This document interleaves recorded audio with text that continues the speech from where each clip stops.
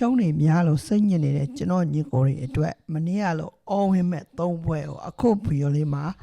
ပြပြပေးသွားမှာဖြစ်လို့ဗီဒီယိုလေးကိုအဆုံးထိကြည့်ပေးဖို့ကျွန်တော်ညီကိုတွေကိုဖိတ်ခေါ်လိုက်ပါတယ်မင်္ဂလာပါ97ဖော်ပေါ်လိုက်ကနေကျွန်တော်ညီကိုတွေကိုပြန်လည်ပြီးတော့ကြိုဆိုလိုက်ပါတယ်ဒီကနေ့ညကျွန်တော်တို့စူပါဆန်နေညရဲ့အစောပွဲ၃ပွဲကိုဒါကျွန်တော်ညီကိုတွေအတွက်ကျွန်တော်သုံးသပ်ချက်ကလေးပြုလုပ်ပေးသွားမှာဖြစ်ပါတယ်ပထမဆုံးပွဲကတော့ကျွန်တော်တို့6နာရီမှာကန်ကြမဲ့ဘီယိုနာနဲ့ပါမာပွဲစဉ်လေးဖြစ်ပါတယ်ဒီပွဲစဉ်မှာကျွန်တော်ကဒါဘော်ဒီချက်ကိုပေါင်းချင်းလေးကိုတော်တော်လေးစိတ်ဝင်စားပါတယ်ဘော်ဒီချက်ကိုပေါင်းချင်းမှာကျွန်တော်တို့ဒါဘီယိုနာကိုပေါင်းချင်းမှာကျွန်တော်တို့အချက်ကြည့်မယ်ဆိုရင်အိမ်ငွေကနေပြီးတော့ level 40ပြီးတယ်ကိုပေါင်းချင်းမှာတော့2 level ဒီ2 level ဆိုတဲ့ကြီးတဲ့မှာတော့ကျွန်တော်ကတော့ဒီဘီယိုနာအစောပွဲလေးဖြစ်တဲ့အတွက်ဒီဘီယိုနာရဲ့နောက်ဆုံး5ပွဲကိုကြည့်မယ်ဆိုရင်လေဒါဂိုးတွေမသွင်းမှုပေးလဲမပေးတဲ့အနေအထားမျိုးမှာရှိရတဲ့အတွက်ဒါပါမားတို့ကလည်းအဲ့လောက်ကြီးဂိုးသွင်းချမ်းတဲ့အသင်မဟုတ်တဲ့အတွက်ကြောင့်ကျွန်တော်ကတော့ဒီပွဲမှာ2သင်ပေါက်သွင်းကိုကနှလုံးနဲ့နှလုံး sorry ဒီနှလုံးအထက်ပို့ပြီးတော့မလာနိုင်ဘူးလို့ပဲထင်ပါတယ်အလွန်ဆုံးနှလုံးပဲကိုးအောင်မဲ့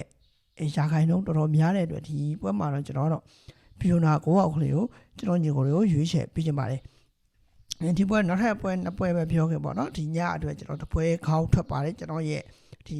ဘိုင်ဘာနှစ်ဘက်ကိုလည်းဒီ TikTok အော်ထဲမှာတင်ထားပါတယ်အဲ့နှစ်ဘက်ကနေပြီးတော့ကျွန်တော်ညီကိုတွေဆက်သွယ်လို့ရပါတယ်တစ်ပွဲခေါင်းပေါ့နော် special ပွဲဖြစ်ပါတယ်ဒါဆိုရင်ကျွန်တော်ဒီ Real Obito နဲ့ Blackano ပွဲစဉ်လေးဖြစ်ပါတယ်ဒီပွဲစဉ်မှာအဝင်းခွင့်ဖြစ်တဲ့ Blackano ကနေပြီးတော့ဒါဂျေကျော်50ကျော်ပေးထားတယ်ပေါ့နော်ဟို Real Obito ကလည်းတော်တော်လေးကိုခြေစွမ်းမရစုပ်နေတယ်ပေါ့နော်ဒါကြောင့်မလို့ဒီပွဲမှာကျွန်တော်က Blackano ကဒီ Real Madrid တို့ဘာလို့တော့မှတရေခံကန်နိုင်တဲ့အတွက်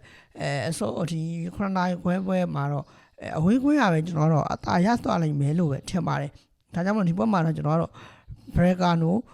ဘော်ဒီလေးကိုရွေးချယ်ပေးချင်ပါတယ်နောက်တစ်ပွဲကကျွန်တော် Lee နဲ့ Astro Villa ပွဲစဉ်ဖြစ်ပါတယ် Lee နဲ့ Astro Villa ပွဲစဉ်တော့ကျွန်တော်ကတော့ဒါ